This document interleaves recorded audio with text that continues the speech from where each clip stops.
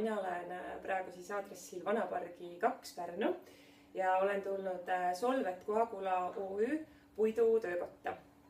Ja minu kõrval on Indrek Linnuste, kes on siis Solvet Coagula OÜ üks eestvedajatest. Tere, Indrek! Tere! Et see Solvet Coagula on väga huvitav nimi, et mida see võiks tähendada? See sõna tuleb alkeemiast.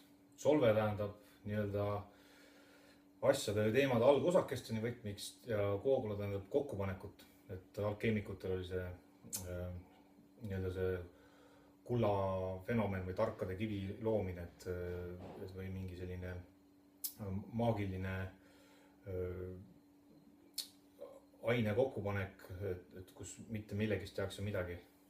Et meie seletame seda niimoodi, et me leiame Sotsiaalkindlustusamet ja Töötukassa kaudu siis vähenenud töövõimega inimesed ja proovime niimoodi kaardistada ja uurida, mis on nendes inimestes nagu tugevust, et paljud on olnud siin 10 aastaid tööturult eemal. Et see Solve pool on siis nagu see, et me analüüsime ja vaatame, mida nad oskavad ja mida ei oska ja mida nende tervis lubab teha ja Coagula pool tähendabki siis, et me paneme kokku ja leiame neile siis kas siis sobivad tööoskused või veel ideaalis leiame nendele inimestele avatud tööturul töö. Et integreerimine on nagu tagasi ühiskonda. Tööteraapia. Ja siis need inimesed panevad siin siis kokku igasugused selliseid vahvaid asju.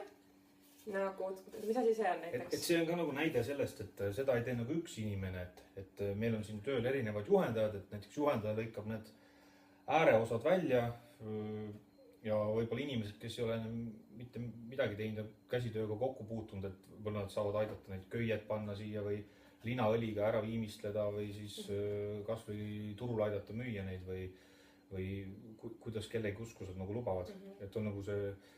Et see on ühistegevus. Mis asi see on üldse? See on siuke... Algselt mõtlesime, et nagu see six-pack õlle jaoks, aga tegelikult saad siia kõike sisse panna, et lähed sauna, paned saunatarvikud sisse. Üks mees tellis mingi Astelpaju farm, tellis Astelpaju mahlale neid hoidjaid. Võid siia panna, oleme teinud restorani need ketšupid, majoneesid, õlid, salfretikud, mingi sukse teema sinna sisse. Okei. Ja siin on igasugused sildid. Et ma saan aru, et teilt on võimalik igasuguseid silte tellida. Näiteks talud saavad oma nimesid tellida. Ja siin on meil saun, siin on meil siis eramaa. Et kõik võimalike silte teete. Jah. Algselt ma olin selline inimeste poolt ja tehnoloogia vastane, aga nüüd ma vaatan, et tegelikult ei tohi nagu niimoodi äärmused võtta, et pigem peaksid nagu need äärmused teineteist täiendama, et noh, see teema tuli sellest, et sageli robotid võtavad vähenenud töövõimega inimestelt töö ära, et ma toon näite, et kui vanasti võeti sellised lihtsamad inimesed puid lõhkuma, siis tänapäeval sul talumees eelistab puu lõhkumise aparaati, ta ei võta enam neid inimesi sinna puid lõhkuma. Aga meie kaasasime oma ettevõttesse CNC puidufreesi ja soov on liikuda ka CNC laseri poole, et see annab siis sellise tehnoloogilise võimaluse teha erinevaid väljalõikeid, talusilte, siin on näha selliseid peegleid, kellasid, mis on nagu siis arvuti teel juhitav freespink, mis siis lõikab vastava käekirja või detaili välja, kui on joonised olemas.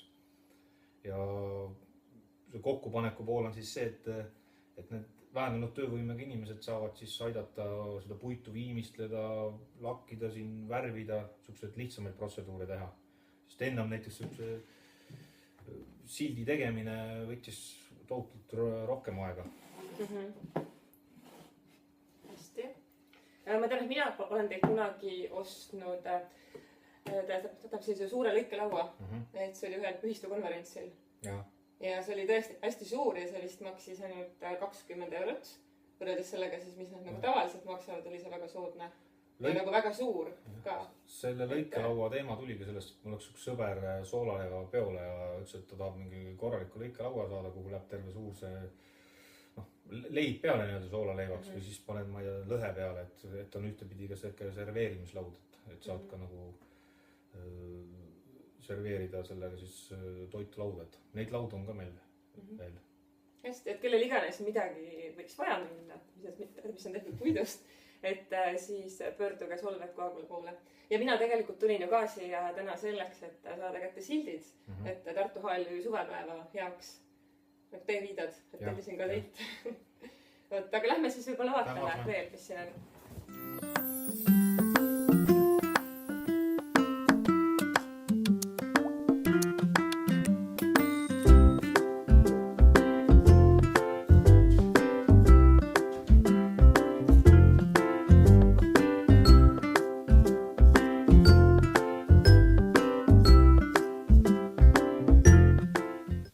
Siin on meil sellised vahvad kastid, mis on siis siinsete töötajate tehtud. Milleks need kastid sobivad, Indrek? No, lisaks teeme erinevaid veimevakkasid kaste, me lõhume koormaaluseid, neid euroaluseid lahti ja siis ehitame ümber neist, et saab panna terrassile, ma ei tea, suvetarvikud sisse talveks või siis ka mänguasja kastideks või ka muudeks panipaikadeks nii-öelda, et hästi palju tegelemegi selle taaskasutuspoolega samamoodi, et toome ehitustelt ehitussoga ja nii-öelda neid euroaluseid, millest siis ehitame ümber, kas siis riiuleid või siis kaste oleme ka teinud ühe sauna, et... Jaa, teil on see saun ka täitsa olemas. Nii, joo. Vaata siia filmi peale nagu. Et see on tehtud tegelikult taaskasutusest, et ainult keris on uus ja katuse materjal, et... Hästi, aga vaatame siis töökoda edasi. Et lisaks renoveerime ka vanamööblit, et kuigi tänapäeval inimesed eelistavad Hiinast tellida erinevaid käsitöö asju ja osta second-hand poodidest, aga siis me olemegi neid second-hand kappe aidanud korda teha inimestel ja andnud nagu uue elu vanadele asjadele.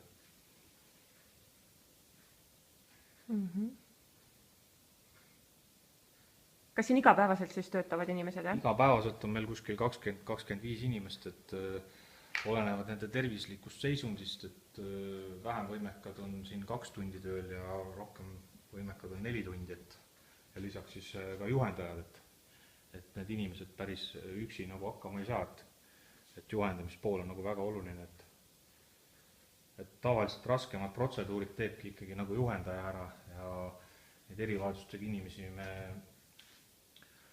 kasutame siis nende võimete vastavalt, aga alati on see arengupotentsiaal, et mõni inimene on siin ka mitu aastat juba olnud ja me usaldame nii-öelda ka keerulisemaid protseduure neile.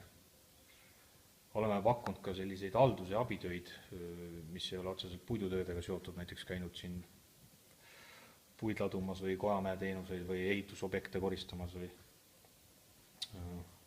astelpaju oleme käinud korjamas. Et ühesõnaga väga mitmekesine tegevuse ala. Nagu ma alguses ütlesin ka, et oluline ongi leida nagu inimeses need nüansid, millega ta nagu hakkama saab ja mida ta tahab teha. Kedagi sundida ei saa, et igasugune teenuse osutamine on samamoodi koostöö, et me tahame, et inimene ise ka nagu oleks huvitatud ja enesearengust ja niimoodi, et meie pakume lihtsalt võimaluse. Nüüd me oleme siin ühe sellise suure masina juures ja ma ei teagi veel, mis masin see siin on, aga Indrek kohe räägib mulle, mis masinaga on tegemist. CNC freespingiga, mis siis arvuti juhtimise abil aitab puidust erinevaid detaile välja lõigata siis või et peab olema joonis või siis mingi idee, mida siis arvutisse kanda ja nii see masin töötab. No aga näita siis palun meile. Ta lõikab nii välja detailist asju, kui joonistab peale, kui on vaja graveerida. Kui on vaja teha näiteks neid talusilti, mida ma mainisin, paneme veema.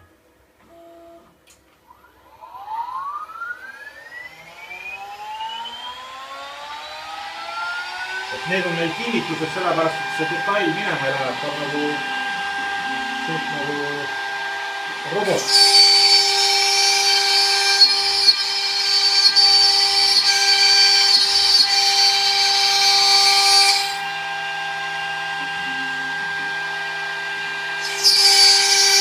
Hetkel tulevad mingid kapi jala